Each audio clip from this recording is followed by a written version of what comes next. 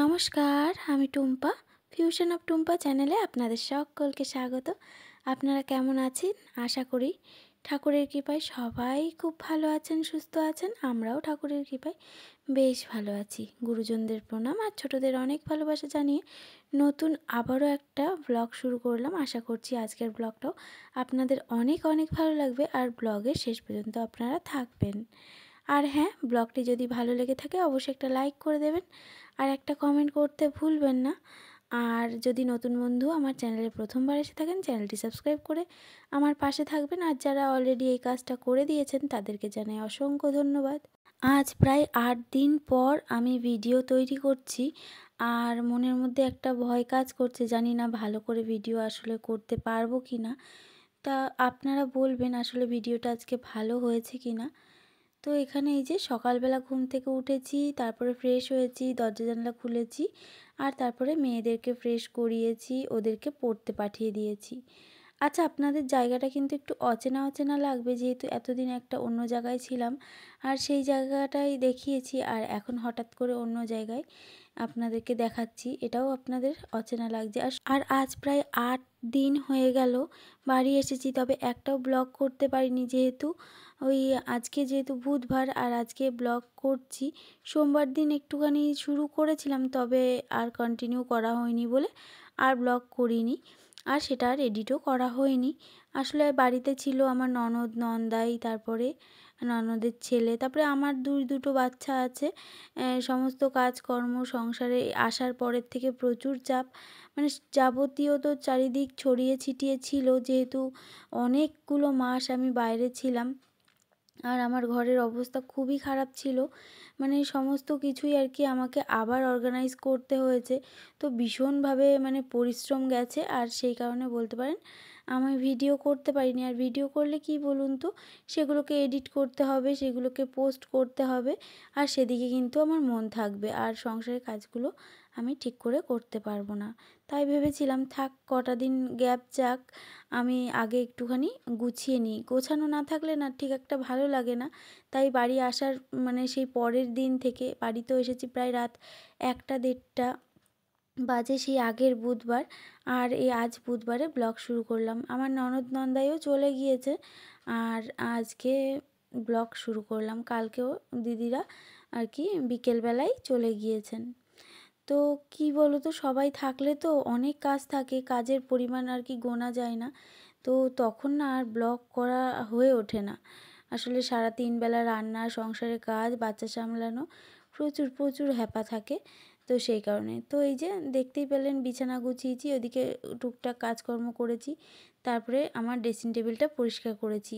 এখন যেহেতু মনারা পড়তে গিয়েছে আর শ্বশুরমশাই শাশুড়ি মাও বাড়ি নেই, তো সেই কারণে আমি সব টুকটুক করে কাজগুলো করে নিচ্ছি। আর দেখবে ফাঁকা বাড়িতে কাজকর্মগুলো করতে না বেশ ভালো লাগে। কেউ কোনো কিছু বলার থাকে না বা মানে কেউ বাধা দেওয়ার থাকে না, বা কেউ ঘরে না থাকলে কাজগুলো না খুব তাড়াতাড়ি হয়ে যায়। তো আমারও সেই অবস্থাই হয়েছে, আজকে কাজগুলো খুবই তাড়াতাড়ি হয়ে গিয়েছে। তবে ওই যে বাড়িতে বাচ্চা থাকলে ওদেরকে তো আগে ওই যে পড়তে দিয়ে এসেছি, ওদেরকে আবার নিয়েও আসতে হবে আর তারপরে স্কুলেও দিয়ে আসবো। স্কুলে ওরা ভর্তি হয়ে গিয়েছে আর তারপরে ওদের আবার পরীক্ষাও চলছে এখন।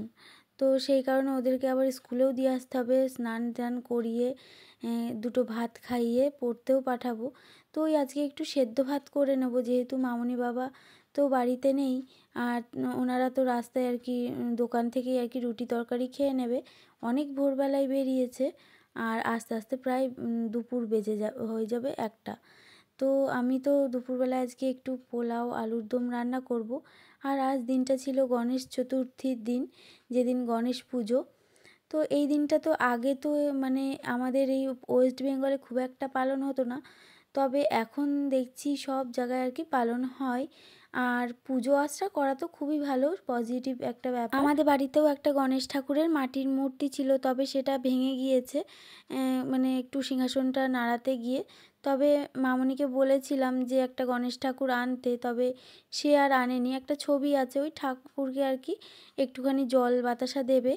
আজকে যেহেতু মামনি বাড়ি নেই আর মামনি পুজো দেয়, এসে মামনি পুজো দেবে আর এই যে দেখো সেদ্ধ ভাত করে নিয়েছি, ঘি আলু সেদ্ধ ভাত আর একটু পাঁপড় ভেজে নিয়েছি। আজকে দিনটা একটু নিরামিষ খাবো ইচ্ছা হয়েছে, তাই ওই একটু পোলাও আলুর দম করব। আর এটা হচ্ছে মনাদেরকে খাইয়ে দেবো। আসলে ওদেরকে নিয়েও চলে এসেছি, আবার এই যে স্কুলে দিয়েও এসেছি। দিয়ে আসার পথেই আপনাদের সাথে শেয়ার করলাম আকাশটা কি সুন্দর লাগছে। পুজো তো এসেই গিয়েছে, আর ওই যে প্যান্ডেলও হচ্ছে, এটা আমাদের পাড়ার প্যান্ডেল। আর আকাশটা আমাদের ছাদ থেকে কত ভালো লাগছে তাই না? আপনাদের সাথে আমাদের ছাদটার থেকে শেয়ার করলাম। আসলে একজন দিদিভাই আমাকে বলেছিল যে ভাড়া বাড়িতে ছিলাম ছাদটা দেখাতে, তবে এমন সময় বলেছে তখন জানেন তো দিদিভাই আমি না গাড়িতে, তখন শুনে সত্যি মনটা ভীষণ খারাপ লাগছিল। এখনও পর্যন্ত খারাপ লাগছে, যেহেতু হাজব্যান্ড তো এখন আবারও ওখানে চলে গিয়েছে আর আমি বাড়িতে। আসলে মন খারাপের কথা কাউকেই তো তেমনভাবে বুঝিয়ে বলতে পারি না যে মনটা কেমন হয় বা কতটা খারাপ হয়। সবই আর কি মানে মনের খারাপ লাগা ভালো লাগা সবই না মনের মধ্যেই চেপে রেখে দিই। তো যাই হোক, খারাপ লাগলেও কিছু করার নেই। হাজব্যান্ডের যেহেতু কাজের সূত্রে তাকে তো ওখানে থাকতেই হবে। তবে আমার যেহেতু একটু মানে প্রবলেম হচ্ছিল, তো সেই কারণে না চলে এসেছি বাড়িতেই। আর বাড়িতেই চলে এসেছি। বাড়িতে এখন বাচ্চা কাচ্চা কী বলুন তো, বাচ্চারা এখন বড় হচ্ছে, ওদের পড়াশোনা নষ্ট করলে তো আর চলবে না। তাই যে কোনো এক জায়গায় থেকে পড়াশোনাটা আর কি ঠিকঠাক করে করাতে হবে। সবসময় নিজের কথা ভাবলে হবে না, সংসার করছি তো সংসারের মানুষগুলোর কথাও তো চিন্তা করতে হবে। আর সবথেকে বড় কথা বাচ্চাদের কথা তো আগেই চিন্তা করতে হবে। সেই কারণেই বলতে পারেন বাড়িতে চলে এসেছি বছরের মাঝখানেই। আর এই যে ঘরবাড়ি সমস্তটাই আর কি মুছে নিলাম। ঝাড় তো নিয়েই নিয়েছি, আসলে দু ঘরের বিছানা গুছিয়ে সুন্দর করে ঝাড়পাটও তো দিয়ে নিয়েছি। আসলে সকালবেলা একবার আমার শাশুড়ি মা ঝাড় দিয়ে দেন।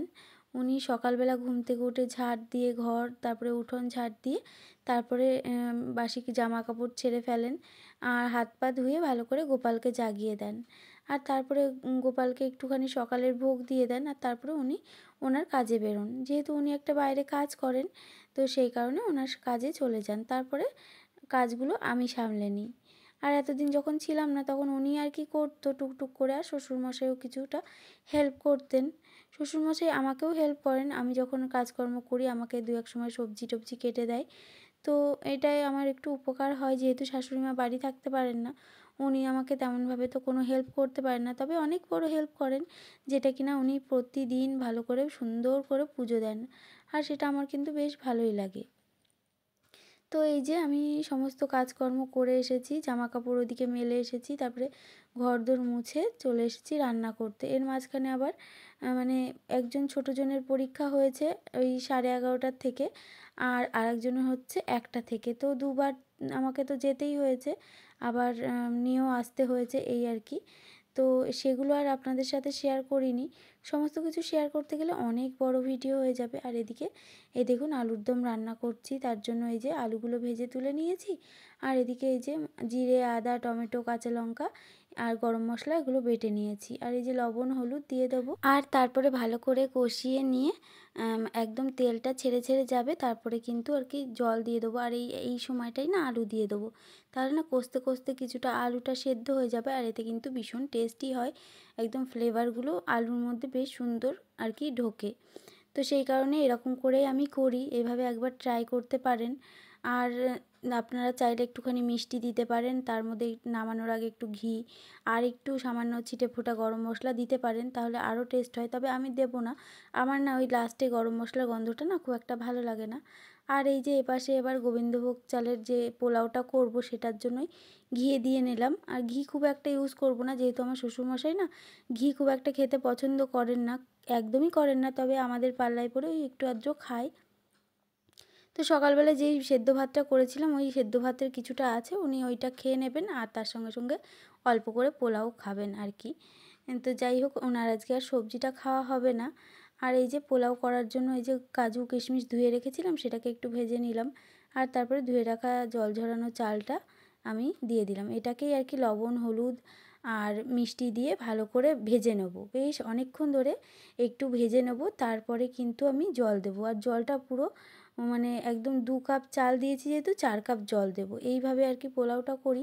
প্রথমে তো একটু হাই ফ্লেমে থাকবে, তারপরে কিন্তু মিডিয়াম ফ্লেমে দিয়ে নিতে হবে। তাহলে কিন্তু আর একদম পরে দেখবে যখন জল শুকিয়ে গিয়েছে তখন কিন্তু একদম নিভিয়ে দিতে হবে। ঢেকে রাখলে কিন্তু পোলাওটা একদম ঝরঝরে সুন্দর পোলাও তৈরি হয়ে যাবে।